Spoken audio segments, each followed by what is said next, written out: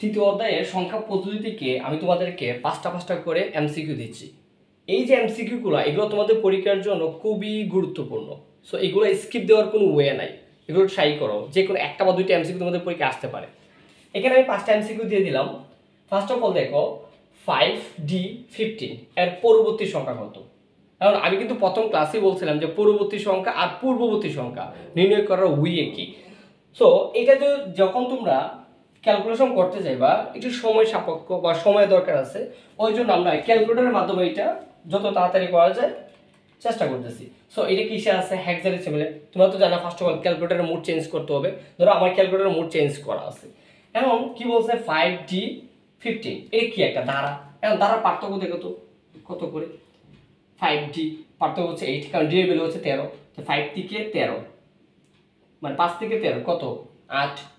এখানে দেখো ডি থেকে মানে 13 থেকে কি দেওয়া আছে 15। একটা কথা মনে রাখবা, এই 15 মানে হচ্ছে এটার ভ্যালু হচ্ছে 21।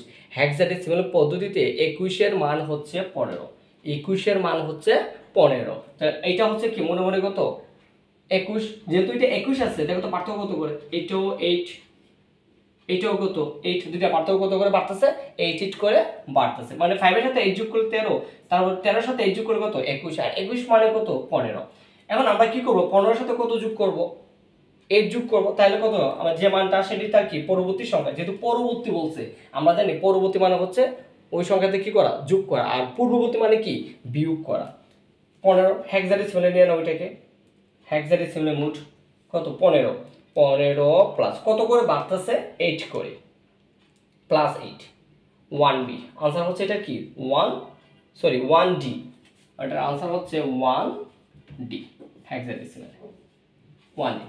শেষ, একেবারে সিম্পলি। কিন্তু দেন হচ্ছে এটা বলছে যে 1110.11 দ্বিতীয় হচ্ছে 2 হেক্সাডেসিমালের সমতুল্য মান কত। কিসে চাইছে সমতুল্য মান, হেক্সাডেসিমালের সমতুল্য মান চাইছে।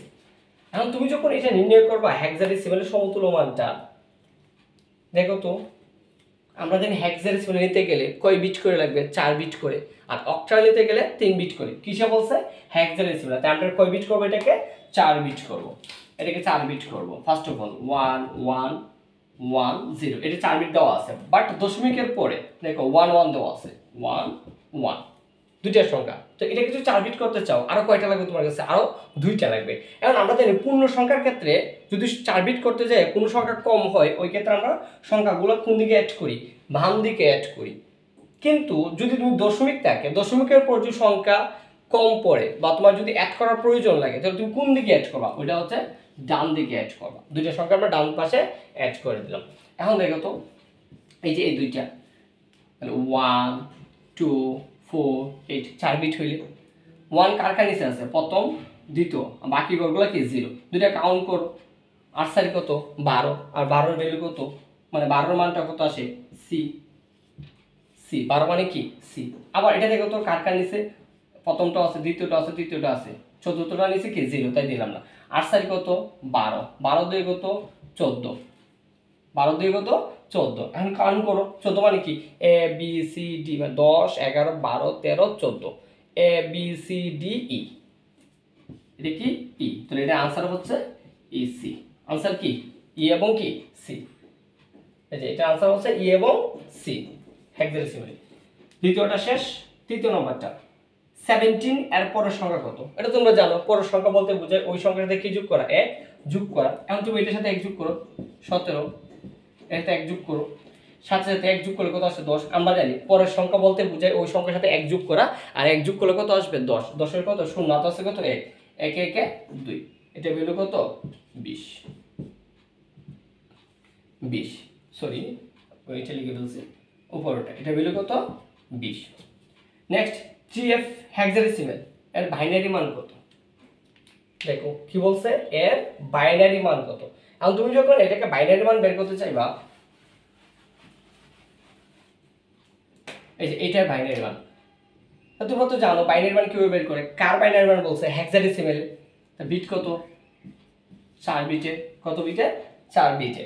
যেহেতু 4 বিটে প্রথম কত 3 দেওয়া আছে, কত দেওয়া আছে 3, কত কত যোগ করে 3 এর সাথে কত এই যে 2 আর 1, বাকি যে ঘরগুলো আছে 0, তাহলে হচ্ছে 0 0 1 1। নেক্সট হচ্ছে হ্যাফ, এফ মানে কত 15, 8 4 12, 12 দিয়ে 14, 14 রেখে 15, সবগুলাই তো সবগুলাই আমার কাউন্ট করা লাগছে, সবগুলো নিচে কি 1 1 1 1 1 1। এটাই ছিল তার কি বাইনারি মান শেষ। নেক্সট বলছে এটাও বাইনারি, এটাও বাইনারি। দেখো এখানে একটু মিস্টেক হয়ে গেছে, এটা ছিল ওইরকম 0 1 1 1। বলছে এটাও বাইনারি, এটাও বাইনারি, দুইটা কি করতে বলছে যোগ করতে বলছে। তো আমরা তো জানি বাইনারি যোগ কিভাবে করে,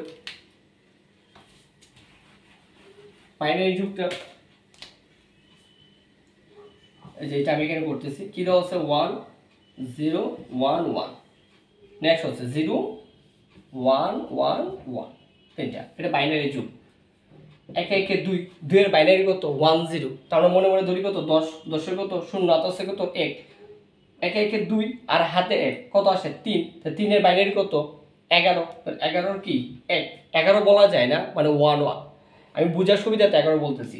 3 এর বাইনারি হচ্ছে 11, 11 এর 1, হচ্ছে কত 1। ওই একটা কোথায় যোগ করব, যে জায়গায় কি আছে 0 আছে, এই 0 এখানে আছে 0, এটা এখানে কি যোগ করব 1 যোগ করব, হাতের 1টা, তো 1 1 10, মানে তো 10 এর 0 তো সে কত 1, ওই একটা কোথায় যোগ করব আমরা এই যে এখানে, আবার 1 1 কত 2, 2 এর বাইনারি হচ্ছে 10।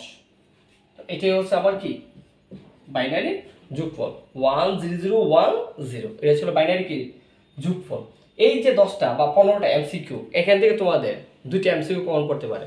সো 15টা এমসিকিউ পরে তুমি যদি দুইটা এমসিকিউ কমন ফালাইতে পারো, তাহলে ওই ক্ষেত্রে তোমার জন্য অনেকটা বড় একটা চান্স ভালো একটা রেজাল্ট করার।